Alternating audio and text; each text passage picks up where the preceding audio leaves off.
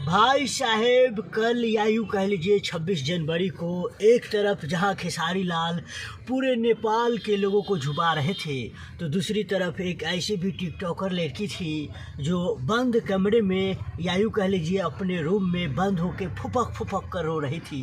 जी हाँ, हम बात कर रहे हैं सौम्या पोखरेल की।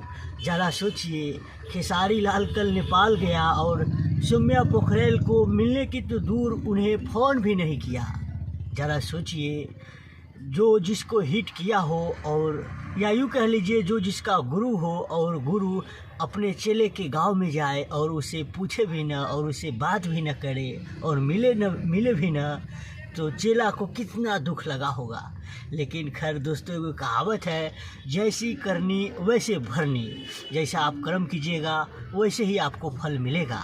तो सौम्या पोखरेल जैसी की वैसी उसको सज़ा मिला।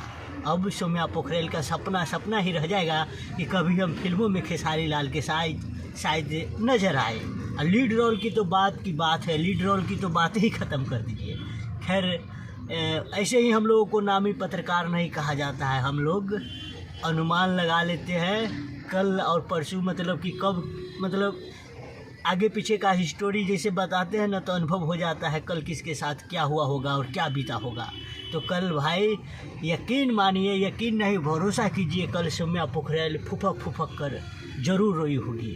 खैर, इस वीडियो को शेयर ज़रूर कीजिएगा और अपना राय कमेंट में ज़रूर दीजिएगा। और खेसारी लाल के फैंस हैं तो इस वीडियो को फटाफट शेयर कीजिए और कमेंट करके अपना राय ज़रूर दीजिएगा।